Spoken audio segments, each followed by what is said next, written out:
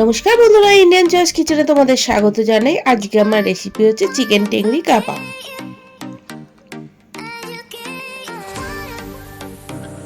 প্রথমে আমি এখানে চিকেনের টেংরি পিস নিয়ে নিয়েছি আর পিসগুলোর মধ্যে এরমভাবে দাগ দিয়ে নিয়েছি। এবার একটা বোলের মধ্যে আমি একটা গোটা পাতিলেবুর রস নিয়ে নেব।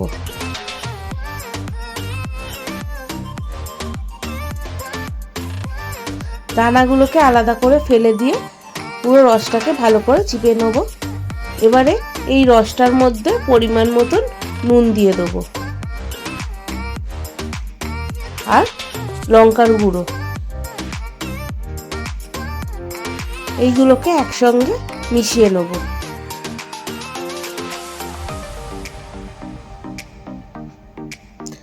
ভালোভাবে মিশিয়ে নিয়েছি যাতে লেবুর রসের মধ্যে নুনটা আর লঙ্কার গুঁড়োটা পুরোপুরি ভালোভাবে গলে যায়।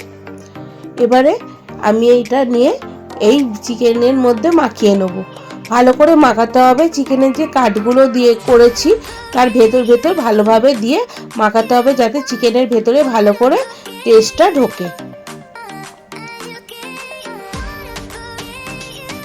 সব কটাকে একই রকমভাবে ভালোভাবে মাখিয়ে নেব।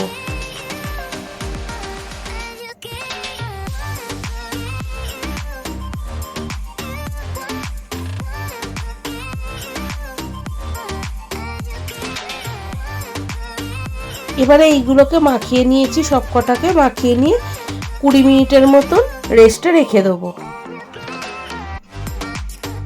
একটা বোলে পরিমাণ মতন টক দই নিয়ে নিয়েছি। টক দইয়ের মধ্যে আদা রসুন বাটা দিয়ে দেবো।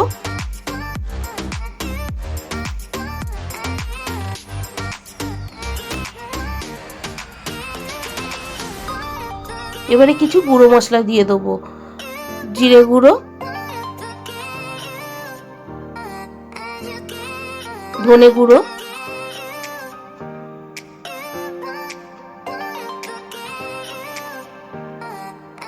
লঙ্কার গুঁড়ো। আমি লঙ্কার গুঁড়ো আগে চিকেনে মাখিয়েছি, সেই বুঝেই আর একটুখানি লঙ্কার গুঁড়ো দিয়ে দেবো ঝালের জন্যে।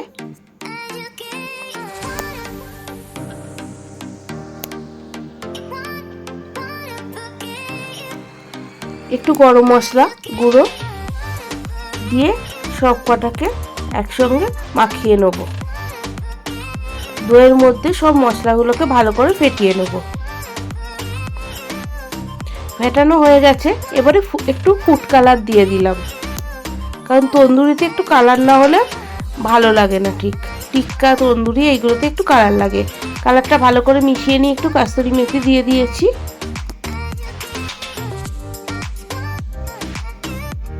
দিয়ে এটাকেও ভালোভাবে মিশিয়ে নেব। দিয়ে মেশানোর পর খানিকটা সর্ষের তেল দিয়ে দেবো।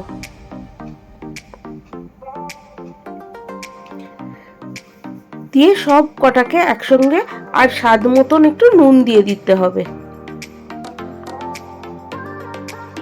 নুনও আগে দিয়েছি, সেই মতন আর একটু নুন দিয়ে দিলাম। দিয়ে সব মশলাগুলোকে একসঙ্গে ভালো করে মিশিয়ে নেব।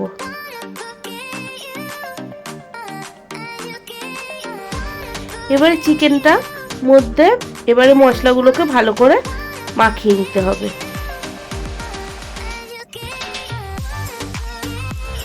ফার্স্ট ম্যারিনেশন হয়ে গেছে, এবারে এটা হচ্ছে সেকেন্ড ম্যারিনেশন।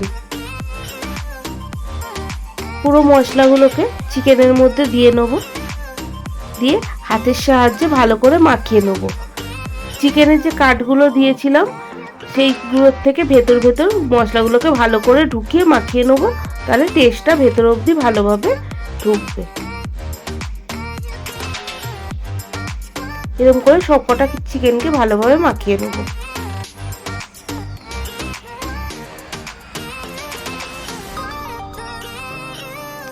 সবকটা মাখানো হয়ে গেলে এবারে এটাকে 8 ঘন্টা রেস্টে রেখে দেবো।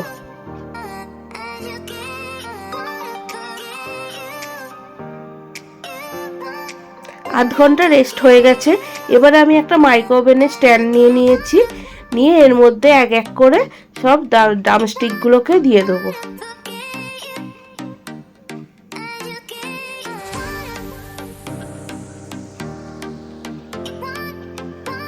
সব কটাকে ভালোভাবে এক এক করে সাজিয়ে দিতে হবে। পরপর হয়ে গেলে তাহলে ভালো করে হবে না। সব কটা চিকেনকে গ্রিল স্ট্যান্ডে ভালোভাবে সাজিয়ে দিলাম, দিয়ে ওপর থেকে মশলাগুলোকে দিয়ে দিলাম, দিয়ে ওভেনের ভেতর ঢুকিয়ে আমি এটা 180 ডিগ্রি টেম্পারেচারে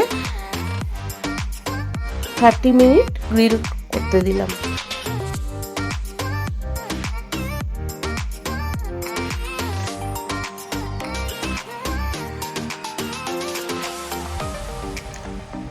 মিনিট হয়ে গেছে। হয়ে যাওয়ার পর এবারে এটাকে বার করে নিয়ে সব কটাকে উল্টে দেবো, যাতে অপর পিঠটাও ভালোভাবে হয়ে যায়।